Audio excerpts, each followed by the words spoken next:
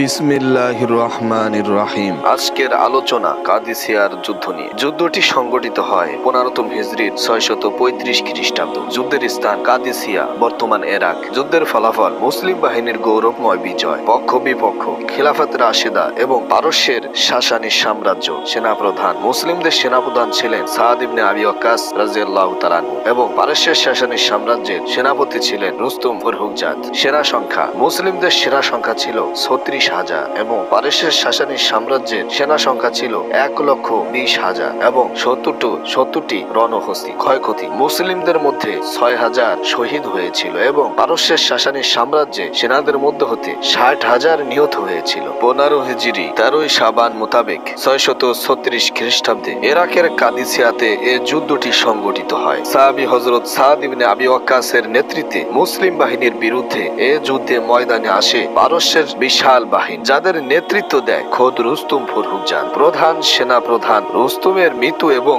মুসলমানদের বিজয়ের মধ্য দিয়ে ঐতিহাসিক এ যুদ্ধ সমাপ্ত হয়। 14 হিজরির শেষ ভাগে সেনাপতি মুসান্না ইবনে হারিসার কাছে সংবাদ আসে পারস্য সম্রাট ইয়াজদাজার মুসলমানদের বিরুদ্ধে যুদ্ধের জন্য তার সমস্ত শক্তিকে একত্র করেছে। খবর পাওয়া মাত্রই তিনি খলিফা উমর রাদিয়াল্লাহু তাআলা আনহুর কাছে পত্র পাঠান। তিনি সাথে সাথে ইরাকের পথে যুদ্ধে যাওয়ার জন্য মুসলমানদের মধ্যে সাধারণ ঘোষণা দেন। লোকেরা মদিনায় জমায়েত হতে শুরু করে। খলিফা উমর রাদিয়াল্লাহু তাআলা আনহু তাদের সঙ্গে নিয়ে মদিনা থেকে ইরাকের পথে 3 মাইল দূরে একটি জায়গা নিয়ে জড়ো করেন। লোকেরা জানে না উমর কি করতে চাচ্ছেন। তিনি রাসূল সাল্লাল্লাহু আলাইহি ওয়াসাল্লামের সাহাবাদের সাথে নিজে এ যুদ্ধের নেতৃত্ব দেওয়ার ব্যাপারে পরামর্শ চান, কিন্তু সাহাবায়ে কেরামরা বলেন রাসূলের অন্য কোন সাহাবীকে এ যুদ্ধের সেনাপতি নিযুক্ত করে আপনি বরং এখানে থেকে যান। এরপর পরামর্শ ওঠে কাকে তাহলে সেনাপতি বানানো যায়। সকলে হযরত সাদ ইবনে আবি ওয়াক্কাস রাদিয়াল্লাহু তাআলা আনহুর দিকে ইঙ্গিত করেন। সাহাবাদের পরামর্শ মোতাবেক হযরত উমর রাদিয়াল্লাহু তাআলা আনহু হযরত সাদ ইবনে আবি ওয়াক্কাস রাদিয়াল্লাহু তাআলা আনহুকে ডেকে পাঠান। তিনি তখন হাওয়াযিন গোত্রের যাকাতের মাল সংগ্রহের দায়িত্ব পালন করছিলেন। তিনি দারুল খিলাফায় হাজির হলে খলিফা উমর রাদিয়াল্লাহু তাআলা আনহু তাকে তার হাজার সেনার সেনাপতি নিযুক্ত করে ইরাকের পথে রওনা হবার নির্দেশ দেন। এরপর আরো 2000 ইয়ামানি এবং 2000 নাজদি সেনা সংগ্রহ করে দেন। ওদিকে হযরত মুসান্না ইবনে হারিস রাদিয়াল্লাহু তাআলা আনহু এর সাথে 8000 সেনা পূর্বে থেকেই ইরাকে অবস্থান করছে। কিন্তু সাদ ইবনে আবি ওয়াক্কাস রাদিয়াল্লাহু তাআলা আনহু ইরাকে পৌঁছার আগেই হযরত মুসান্না ইবনে হারিসার ইন্তেকাল হয়ে যায়। ধারাবাহিক সাহায্য ও অংশগ্রহণ বাড়তে থাকলে শেষ পর্যন্ত হযরত সাদ ইবনে আবি ওয়াক্কাস রাদিয়াল্লাহু তাআলা আনহু এর নেতৃত্বে 36,000 সেনা একত্র হয়ে যায়। সমবেত এই সেনাদের ভিতরে 99 জন ছিলেন বদরি সাহাবী। 310 জনের অধিক ছিলেন এমন সাহাবী যারা বায়াতে রিদওয়ান বা তারও আগে থেকে ইসলাম গ্রহণ করেছিলেন। 300 সাহাবী ছিলেন যারা মক্কা বিজয়ের দিন ইসলামের বাহিনীতে ছিলেন এবং আরো 700 সেনা ছিলেন যারা সাহাবীদের সন্তান। সেনাপতি সাদ ইবনে আবি ওয়াক্কাস রাদিয়াল্লাহু তাআলা আনহু সেনাদের বিন্যাসের কাজ সেরে বাহিনীর ডান অংশের নেতৃত্বে রাখলেন হযরত আব্দুল্লাহ ইবনে মুতাম রাদিয়াল্লাহু তাআলা আনহুকে। বাম পাশের দায়িত্ব দিলেন হযরত শুরাহবিল ইবনে সামদ আল আনসারীকে এবং তিনি শহীদ হয়ে গেলে দায়িত্ব নেবে খালিদ ইবনে আরফাতা, এটাও তিনি বলে দিলেন। বাহিনীর সম্মুখ ভাগের দায়িত্ব রাখলেন আসিম ইবনে আমর আত-তামিমি এবং সাউদ ইবনে মালিক আল আসহাদিকে। আশরহি দলের সেনাপতি করলেন আব্দুল্লাহ ইবনে জিস সাহমিকে। তাদের আহ্বানকারী হিসেবে নিযুক্ত করলেন হযরত সালমান ফারসি রাদিয়াল্লাহু তাআলা আনহুকে এবং লিপিকরণের দায়িত্ব দিলেন জিয়াদ ইবনে আবি রাদিয়াল্লাহু তাআলা আনহুকে এবং সেনাদলের বিচার কার্য পরিচালনার দায়িত্ব ন্যস্ত করলেন হযরত আব্দুর রহমান ইবনে রাবিয়াকে। এদিকে পারস্য সম্রাট ইয়াজদাদার এবার খোদ রুস্তমকে বাহিনীর সেনা প্রধানের দায়িত্ব দিতে বাধ্য করে। রুস্তম তার বাহিনী নিয়ে যুদ্ধের জন্য অগ্রসর হয়। তার সেনাবাহিনীকে তিনি বিন্যাস করে ফেলে। এভাবে বিন্যাস করে সে তার বাহিনী নিয়ে প্রথমে আল হিরা ও পরে নাজাফের দিকে অগ্রসর হয়। শেষ পর্যন্ত যখন কাদিসিয়া গিয়ে পৌঁছে তখন তার বাহিনীতে দেখা যায় 70টি হাতির উপস্থিতি। যুদ্ধের পূর্বে সেনাপতি হযরত সাদ ইবনে আবি ওয়াক্কাস রাদিয়াল্লাহু তাআলা আনহু এবং খলিফা হযরত উমর রাদিয়াল্লাহু তাআলা আনহু এদের মাঝে বেশ কিছু পত্র বিনিময়ের ঘটনা ঘটে। তার মধ্যে একটি চিঠি ছিল এমন: হে সাদ ইবনে ওয়াহিব, এই কথা যেন আপনাকে ধোঁকায় না ফেলে যে রাসূল সাল্লাল্লাহু আলাইহি ওয়াসাল্লাম এবং তার বন্ধু সিদ্দিক বিদায় নিয়েছে। অতএব কারো সাথে আল্লাহ তাআলার নিছক বন্দেগী ছাড়া আর কোনো সম্পর্ক নেই। মনে রাখবেন, মানুষের মধ্যে যে অভিজাত আর যে নিকৃষ্ট, আল্লাহ তাআলার কাছে তারা সবাই সমান। তিনি তাদের সকলের রব। আর তারা সকলে তার গোলাম। তাদের সম্মানের তারতম্য ঘটে ক্ষমায়। বন্দিগি আল্লাহ তাআলার কাছে তাদের স্তর নির্ধারণ করে। আপনি কেবল সে বিষয়ের প্রতি লক্ষ্য রাখুন। আল্লাহর রাসূল সাল্লাল্লাহু আলাইহি ওয়াসাল্লাম আমাদের মাঝে প্রেরিত হয়ে আমাদের ছেড়ে দেওয়া পর্যন্ত যার উপর অটল অবিচল ছিলেন, আপনি সেটাই আঁকড়ে ধরুন, সেটাই একমাত্র বিষয়। তিনি আরো বলেন, আমাকে আপনাদের সকল অবস্থার সংবাদ জানান। কোথায় যাত্রা বিরত করেছেন, আপনাদের শত্রুরা আপনাদের কতটা দ্রুত অবস্থান করেছে, সব আমাকে এত বেশি পত্র লিখুন যেন আমি আপনাদের সবকিছুই দেখতে পাই। সেনাপতি হযরত সাদ ইবনে আবি ওয়াক্কাস রাদিয়াল্লাহু তাআলা আনহু আমিরুল মুমিনিনের কাছে পত্র পাঠালেন। সেখানে তাকে পরিস্থিতি সবকিছু খুলে খুলে বর্ণনা করলেন। এমনকি তিনি প্রতিজন সেনার অবস্থাও সেখানে তুলে ধরলেন। উমর রাদিয়াল্লাহু তাআলা আনহু সেনাপতি সাদ ইবনে আবি ওয়াক্কাস রাদিয়াল্লাহু তাআলা আনহুকে প্রথমে পারস্য বাহিনীর প্রতি ইসলামের দাওয়াত দিতে ওসিয়ত করেন। সেনাপতি সাদ ইবনে আবি ওয়াক্কাস রাদিয়াল্লাহু তাআলা আনহু তা পুঙ্খানু পালন করেন। তিনি সাহাবীদের একটি দল পারস্যের সেনাপতি রুস্তমের কাছে পাঠান তাদেরকে ইসলামের প্রতি আহ্বান জানাতে। সেনাপতি সাদ ইবনে আবি ওয়াক্কাস রাদিয়াল্লাহু তাআলা আনহু একদল নেতৃস্থানীয় সাহাবীদের পারস্য বাহিনীর কাছে পাঠান। তাদের মধ্যে ছিলেন হযরত নুমান ইবনে মুকরিম, ফুরাত ইবনে হিব্বান, হামজা ইবনুর রাবি, আতারিদ ইবনে হাজিব, আশআস ইবনে কায়েস, মুগিরা ইবনে শুবা এবং আমর ইবনে মাদি কারিব সহ আরো অনেককে তিনি পাঠান। তারা সেনাপতি রুস্তমের তাঁবুতে প্রবেশ করে দেখেন তার কক্ষে মকবেলের কার্পেটের উপর স্বর্ণ খচিত গদি রাখা, দামি মণিমুক্তা দিয়ে সাজানো হয়েছে। পুরো তাঁবু বিভিন্ন বিলাসী বস্তু সামগ্রী দিয়ে চারপাশে সাজানো রয়েছে। মাঝখানে সেনাপতি রুস্তম বসে আছে একটি সোনার চেহারে। হযরত রিবি ইবনে হিরাস রাহিমাহুল্লাহ একটি ছোট ঘোড়ায় করে মোটা কাপড় পরিহিত অবস্থায় একটি ঢাল ও একটি তরবারি নিয়ে সেখানে প্রবেশ করলেন। চলতে চলতে গালিচার এক পাশ তার ঘোড়া মারিয়ে গেল। এরপর তিনি নামলেন, ঘোড়ার রশিটাকে বাঁধলেন সাজিয়ে রাখা একটি গদির সাথে। হাতে অস্ত্র, গায়ে বর্ম আর মাথায় শিরস্ত্রাণ পরেই তিনি সামনে এগোতে লাগলেন। পারস্যের সেনারা বলল, অস্ত্র রেখে দিন। তিনি বললেন, আমি তোমাদের এখানে আসিনি, তোমরা আমাকে ডেকে এনেছো।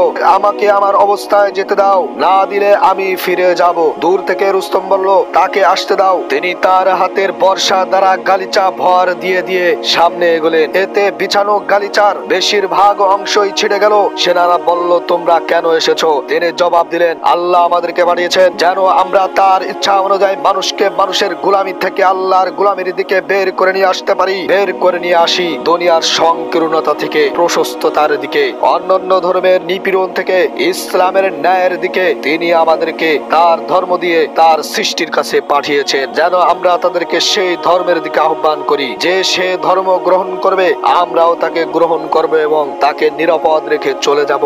আর যে তাও অস্বীকার করবে আমরা তার বিরুদ্ধে যুদ্ধ করতে থাকবো যতক্ষণ না আল্লাহর প্রতিশ্রুতি পর্যন্ত পৌঁছে। পারস্য সেনারা জানতে চাইলো কি সেই প্রতিশ্রুতি। তিনি বললেন, জান্নাত হলো সেই প্রতিশ্রুতি। যে আল্লাহর অস্বীকারীদের বিরুদ্ধে যুদ্ধ করতে করতে মারা যাবে তার জন্য রয়েছে জান্নাত, আর যারা বেঁচে থাকবে তাদের জন্য সফলতা এবং বিজয়। এ কথা শুনে রুস্তম বলল, আচ্ছা তোমাদের সব কথাই শুনলাম, তোমরা কি বিজয়ের ব্যাপারটা আর একটু পরে নিশ্চিত করবে যাতে আমরা সকলেই আর একটু দেখে নেই কি ঘটে, কে ঘটায়? তিনি বললেন, হ্যাঁ, কেন নয়, কতক্ষণ সময় দরকার আপনাদের? একদিন, 2 দিন? সে বলল, না, আমাদের চিন্তাশীল নেতারা যতক্ষণ না সিদ্ধান্ত দেন। তিনি বললেন, আল্লাহ রাসূল সাল্লাল্লাহু আলাইহি ওয়াসাল্লাম আমাদেরকে শত্রুর সাথে সাক্ষাতের পর তাদেরকে 3 দিনের বেশি সুযোগ দিতে শিখিয়ে যাননি। অতএব আপনি আপনার দলের নেতাদেরকে নিয়ে ভেবে দেখুন, এরপর 3 দিনের ভিতর যে কোনো একটা সংখ্যা বেছে নিন। রুস্তম বলল, আপনি কি মুসলমানদের নেতা? তিনি বললেন, না, কিন্তু সমস্ত মুসলিম পরস্পর ভাই ভাই, সর্বনিম্ন জনের দেওয়া প্রতিশ্রুতিও সর্বোচ্চ জন রক্ষা করে চলেন। মুসলমানদের দূত হযরত রিবি রাদিয়াল্লাহু তাআলা আনহু এর কথাবার্তা শুনে রুস্তম তার দলের নেতাদের ডেকে একত্র করলো। বলল, তোমরা কি কখনো এই লোকের চেয়ে উত্তম ও মর্যাদাপূর্ণ কথা কাউকে বলতে শুনেছো? তারা বলল, প্রভুর পানাহ, আপনি কি এর কোনো কথার প্রতি প্রভাবিত হয়ে পড়েছেন? এমন কুকুরের কথায় আপনি নিজের ধর্ম ছেড়ে দিবেন? আপনি তার গায়ের পোশাক দেখেছেন? রুস্তম বলল, তোমাদের ধ্বংস হোক। পোশাক না দেখে তার চিন্তা দেখো, তার কথাবার্তা এবং আচার আচরণ দেখো। আরবরা আহারে পোশাকে হালকা ও সাধারণ হলেও তারা বংশের মর্যাদা বজায় রেখে চলে। দিগন্তে ভোর নেমে এলো। পারস্যের বাহিনী নদী পার হয়ে এসে তাদের সেনাদেরকে বিন্যাস করে নিল। মুসলিম সেনাপতি হযরত সাদ ইবনে আবি ওয়াক্কাস রাদিয়াল্লাহু তাআলা আনহু তখন তার বাহিনীর সামনে খুতবা দিতে দাঁড়ালেন। প্রথমে তিনি আল্লাহ রাব্বুল আলামিনের পবিত্র গ্রন্থে সূরা আম্বিয়ার এই আয়াতটি পাঠ করলেন, ওয়ালা কদ কাতাবনা ফিজ জাবুরি মিন বাদ যিকরি আন্নাল আরদা ইয়ারিসুহা ইবাদিয়াস সালিহুন। আল্লাহ রাব্বুল আলামিন বলেন, আমি উপদেশের পর জবুরে লিখে দিয়েছি যে আমার সৎ কর্ম পরায়ণ বান্দাগণই অবশেষে পৃথিবীর অধিকারী হবে। এরপর সেনাদেরকে তার প্রতিনিধি খালিদ ইবনে আরফাতার আদেশ নিষেধ শুনতে ও মানতে উৎসাহিত করেন। কারণ হযরত সাদ ইবনে আবু ওয়াক্কাস রাদিয়াল্লাহু তাআলা আনহু 2 রানেও নিম্ন দেশে ফোড়া হয়েছিল। ফলে তিনি চেহারায় ভর করে বুকের উপর বালিশ রেখে ঘুমাতেন। এমনকি তিনি ঠিক মতো বসতেও পারতেন না। খুতবা শেষ করে তিনি সেনাদের নিয়ে জোহরের সালাত আদায় করলেন। এরপর বাহিনীর সামনে এগিয়ে যেতে শুরু করলো। সেনাপতি সাদ ইবনে আবু ওয়াক্কাস রাদিয়াল্লাহু তাআলা আনহু প্রথমে তাকবীর ধ্বনি দিলেন। এতে সেনারা প্রস্তুত হয়ে গেল। তিনি দ্বিতীয়বার তাকবীর দিলেন। সেনারা যুদ্ধের জন্য হাতিয়ার হাতে তুলে নিল। তৃতীয় তাকবীরে সেনারা উদ্যমী হলো এবং তিনি চতুর্থ তাকবীর দিতেই তারা একযোগে সকলে ঝাঁপিয়ে পড়লো। শুরু হয়ে গেল তুমুল যুদ্ধ। মুসলমানদের ঘোড়াগুলো হাতির বহর দেখে আগের মতোই থমকে দাঁড়ালো। কোনটা উল্টে ঘুরে পালাতে লাগলো। পারস্যের সেনারা 17টা হাতি নিয়ে বাজিলা গোত্রকে ঘিরে ফেললো। হাতিগুলো তাদেরকে একেবারে পিষে ফেলবে এমন সময় সেনাপতি সাদ ইবনে আবু ওয়াক্কাস রাদিয়াল্লাহু তাআলা আনহু সেদিকে তাকালেন। বনু সাদ গোত্রের খবর পাঠালেন, বাজিলা গোত্রকে বাঁচাও জলদি। তারা বিভিন্ন কৌশল করে সে যাত্রায় হাতির হাত থেকে বাজিলা গোত্রকে বাঁচিয়ে ফিরল। কিন্তু হাতি হঠাৎ বনু আসাদের দিকে তেড়ে আসলো। সেনাপতি সাদ ইবনে আবু ওয়াক্কাস রাদিয়াল্লাহু তাআলা আনহু সেটা দেখে আসিম ইবনে আমর আত-তামিমিকে ডেকে বললেন, হাতিগুলোর ব্যাপারে কিছু যেন করে। তিনি তার গোত্রের কিছু লোককে সাথে নিয়ে হাতির উপরে রাখা বাক্সগুলোর রশি কেটে দিলেন। এতে হাতিগুলো চিৎকার করে এদিকে সেদিকে ছুটে গেল। বাকি রইল কেবল একটি অন্ধ হাতি। আসিম ইবনে আমরের সঙ্গীরা নিজের জীবন দিয়ে বনু আসাদ গোত্রকে রক্ষা করলো। এরপর পারস্য ও মুসলিম সেনাদের মধ্যে তুমুল যুদ্ধ চলতে থাকলো সূর্যাস্ত পর্যন্ত। সেদিন সন্ধ্যায় মুসলিম সেনাদের বাঁচাতে গিয়ে বনু আসাদ গোত্রের 500 লোক গুরুতর আহত হয়ে পড়ে। যুদ্ধের এই ছিল প্রথম দিন। মুহররম মাসের 24 তারিখের এই দিনটাকে ইতিহাসের আর মাস বলে অবহিত করা হয়। পরের দিন সকাল সেনাপতি সাদ ইবনে আবু ওয়াক্কাস রাদিয়াল্লাহু তাআলা আনহু নিহতদের দাফনের জন্য পাঠালেন আর আহতদের শুশ্রূষার জন্য পাঠিয়ে দিলেন মহিলা তাঁবুতে। এরই মধ্যে শাম থেকে একদল অশ্বারোহী এসে পৌঁছালো, যাদের সম্মুখে দেখা গেল Hisham ibn Utba ibn Abu Waqqas রাদিয়াল্লাহু তাআলা আনহু এবং কাকা ইবনে আমর আত-তামিমিকে। কাকা ইবনে আমর 1000 সেনা বাহিনীকে 10 ভাগে বন্টন করে দিলেন। এরপর প্রথম 10 জনকে নিয়ে হযরত কাকা ইবনে আমর নিজে যুদ্ধের ময়দানে রওনা করলেন। এরপর গেল দ্বিতীয় দল, এরপর তৃতীয়, এভাবে সন্ধ্যা পর্যন্ত নতুন দলের পালাবদল করতে থাকলো। এতে পারস্য সেনাদের মনোবল ভেঙে গেল। তারা মনে করলো শাম থেকে বুঝি লক্ষ লক্ষ সেনা সাহায্য এসে পৌঁছেছে মুসলিম শিবিরে। কাকা ইবনে আমর ময়দানে গিয়েই বাহমানের উপর হামলে পড়েন এবং তাকে হত্যা করে ফেলেন। যুদ্ধের এই দ্বিতীয় দিনে পারস্য বাহিনী এমন কিছুই দেখেনি চোখে যা তাদের মনে দুলা দিতে পারে। মুসলমানেরা কেবল তাদের লাশ ফেলতে থাকলো। এদিন তারা ময়দানে হাতি নামায়নি, কারণ সেগুলোর উপরে রাখা বাক্সগুলোর আগের দিনই মুসলমানেরা কেটে ফেলেছিল। তাই আজকে সেগুলো মেরামতের কাজ চলছে। বরং এদিন মুসলমানেরা তাদের উটগুলোকে কাপড় পরিয়ে ময়দানে নামিয়ে দিল। বিশাল দেহিয়ে প্রাণীগুলো অবগুণ্ডিত ভয়াবহ কিছু মনে হচ্ছিল। কাকা ইবনে আমর রাদিয়াল্লাহু তাআলা আনহু বলেন, এই উটগুলোকে হাতির সাদৃশ্য করে শত্রুদের ঘোড়াগুলোর সামনে নিয়ে যাও। সেনারা যুদ্ধের এই আগোয়াসের দিনে তাই করলো, যেটা করেছিল পারসিকরা আর মাসের দিনে। এতে পারস্যের ঘোড়াগুলো উটের সারি দেখে ময়দান থেকে উল্টে পালাতে শুরু করে। দুপুর পর্যন্ত পারস্যের বাহিনীর যুদ্ধের ময়দানে টিকে রইল। এরপর পুনরায় বিকেল গড়ানো থেকে যুদ্ধ চললো একেবারে মধ্যরাত পর্যন্ত। প্রথম দিনের রাত ছিল শান্ত, কিন্তু দ্বিতীয় দিনের রাত ক্রমাশে ছেয়ে যাচ্ছিল যুদ্ধের আধারে। তৃতীয় দিনের সকাল, উভয় বাহিনীর মাঝখানে রাখা মুসলমানদের 2000 শহীদের লাশ পড়ে আছে। পারস্য বাহিনীর আহত মৃত মোট 10,000 সেনা। মুসলমানেরা নিয়মিত তাদের নিহতদের কবর দিয়ে আহতদের সেবার জন্য পাঠালো নারীদের তাঁবুতে, কিন্তু পারসিকদের মৃতদেহগুলো সেভাবেই সৎকারহীন পড়ে রইল। হযরত কাকা ইবনে আমর রাদিয়াল্লাহু তাআলা আনহু ঘুমাতে পারলেন না। গোপনে চলে গেলেন সেখানে যেখানে তিনি গতকাল তার সঙ্গীদের রেখে এসেছিলেন। তাদেরকে বললেন, সূর্যোদয়ের পর 100 100 করে ময়দানে আসবে। পারস্য বাহিনীর মনোবল একেবারে কম্পমান হয়ে গেল। তৃতীয় সকালে তখন যুদ্ধ হয়ে গেছে।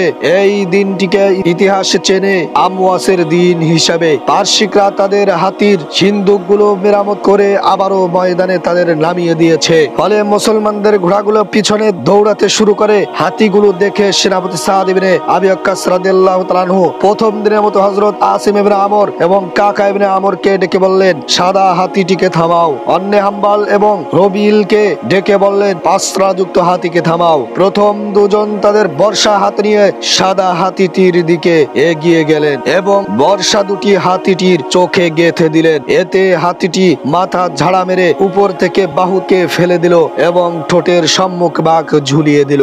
এরপর হযরত কাকা সামনে গিয়ে হাতিটিকে সজোরে আঘাত করলে সেটা এক পাশ হয়ে পড়ে যায়।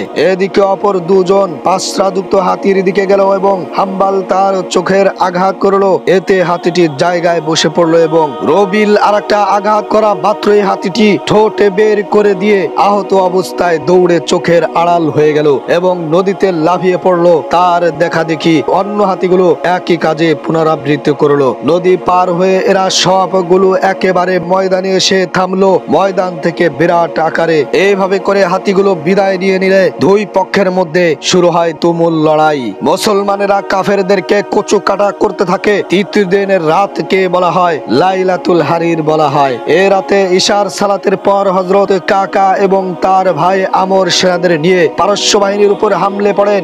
সকাল পর্যন্ত এই যুদ্ধ সমান তালে চলতে থাকে। মুসলিমদের সেনাপতি সাদ ইবনে আবি ওয়াক্কাস রাদিয়াল্লাহু তাআলা আনহু এবং পারস্যের সেনাপতি রুস্তম বাহিনীর সম্পর্কে একেবারে বেখবর হয়ে পড়েন। ফলে উভয় শিবিরের কেউ সে রাতে সামান্য ঘুমাতে পারেনি। এদিকে মুসলমানদের পক্ষে সেনাদের নেতৃত্ব দিয়ে গেছেন হযরত কাকা একাই। দুপুর নেমে এলে সর্বপ্রথম ময়দান থেকে সরে যায় পারস্য দলের কেন্দ্রীয় পক্ষের সেনাপতি ফিরজান এবং হরমুজান। এতে বাহিনীর মধ্যখানের মূল জায়গাটি খালি হয়ে পড়ে। এদিকে আল্লাহর আদেশে শুরু হয় প্রমত্তা বাতাস, যা রুস্তমের সিংহাসন উল্টে নিয়ে সেখানে ফেলে যায় মরুর ধুলো। হযরত কাকা ইবনে আমর রুস্তমের খোঁজে তার তাঁবুর দিকে এগিয়ে গেলে সেখানে তাকে খুঁজে পাননি। সে পালিয়েছে আগেই। আশ্রয় নিয়েছে একটি খচ্চরের পিঠে। সে একটি বুজা বহন করেছিল। হিলাল ইবনে উলফার রুস্তমের উপস্থিতি না জেনেই সেই বুজাটিকে আঘাত করেন। এতে রুস্তম সেখান থেকে বের হয়ে নদীর দিকে ছুটে যায় এবং নদীতে ঝাঁপ দেয়। হেলাল তাকে দেখতে পেয়ে পেছনে পেছনে যান এবং তাকে হন্যে হয়ে খুঁজতে থাকেন। নদীতে তাকে দেখতে পেয়ে টেনে এনে তার কল্লা আলাদা করে ফেলেন। এরপর তাকে টেনে হেসড়ে তার সিংহাসনের কাছে এনে ফেললেন এবং বললেন, কাবার রবের কসম, আমি রুস্তমকে হত্যা করেছি। তোমরা আমার দিকে ছুটে আসো। এই দৃশ্য দেখে পারস্য সেনাদের মনোবল চূড়ান্ত ভাবে ভেঙে যায় এবং তারা পালিয়ে নদী পার হয়ে যায়। মুসলমানেরা তাদের বর্ষা ছুঁড়ে মারতে মারতে এদের পিছু নেয়। ফলে পালাতে গিয়েও কয়েক হাজার পারস্য সেনা নদীতে পড়ে যায়। কাদিসিয়ার দিনে এ লাইলাতুল হারিরে মুসলমানদের মোট শহীদের সংখ্যা দাঁড়ায় 2500 আর পারসিকদের এক রাতেই নিহত হয় 10,000 সেনা। হযরত জাহরা ইবনে হাউইয়া আতামিমির সাথে সাক্ষাৎ হয় জালিনুসের। তিনি তাকে কাছে পেয়ে হত্যা করে ফেলেন। সাদ ইবনে আবি ওয়াক্কাস রাদিয়াল্লাহু তাআলা আনহু বাহিনী কাদিসিয়ার মাটিতে পারস্য সেনাদের শোচনীয়ভাবে পরাজিত করার পর মাদায়ানের পথে অগ্রসর হয়। প্রিয় ভাই ও বন্ধুগণ, এইভাবে করে মুসলমানেরা সেনাপতি রুস্তমের ফয়সালা করে এবং কাদিসিয়ার যুদ্ধ এভাবেই মুসলমানেরা বিজয় লাভ করেছিল এবং রুস্তমের রাজপ্রাসাদকে ধ্বংস করে রুস্তমের চিরতর ফয়সালা করে দিয়েছিল। যুগে যুগে সাহাবায়ে কেরাম ইসলামের জন্য এভাবে কষ্ট মুজাহাদা করে আল্লাহ জমিনে আল্লাহ দ্বীন কায়েম করেছে। যুদ্ধের ময়দানে যাওয়ার আগে তারা ভেবেছিল এখানে গেলে নিশ্চিত মৃত্যু। তারপরেও মৃত্যুকে ভয় না করে নিজের বুকে টান টান করে দিয়েছেন আল্লাহ দ্বীনের জন্য এবং আল্লাহ দ্বীন আল্লাহ জমিনে কায়েম করার জন্য। আমাদের উচিত শত্রু পক্ষের মোকাবেলা করার জন্য তাদের অস্ত্র শস্ত্র ভয় না করে আল্লাহর উপর তাওয়াক্কুল করে আল্লাহর উপর ভরসা রেখে সামনে অগ্রসর হতে হবে। অগ্রসর হলেই আল্লাহ তাআলা বিজয় দেওয়ার মালিক। তিনি আমাদেরকে বিজয় দিবেন না শহীদ করবেন, সেটা তার দায়িত্ব। আমাদের দায়িত্ব শুধু আমাদের নিজ স্থান থেকে আল্লাহর দ্বীনের জন্য মুজাহাদা করা। তাই প্রত্যেকটি মুসলমানের উপর দায়িত্ব হলো ইসলামের বিরোধিতা যারা করে, ইসলামের বিরুদ্ধে যারা বিরুদ্ধাচরণ করে তাদেরকে উচিত শিক্ষা দেওয়া এবং সাহাবায়ে কেরামের এই সমস্ত যুদ্ধের ঘটনা থেকে যথাযথ শিক্ষা গ্রহণ করে সেই শিক্ষাকে আমাদের সমাজে বাস্তবায়ন করা। আল্লাহ রাব্বুল আলামিন আমাদের সকলকে সেই তৌফিক দান করুন, আমিন।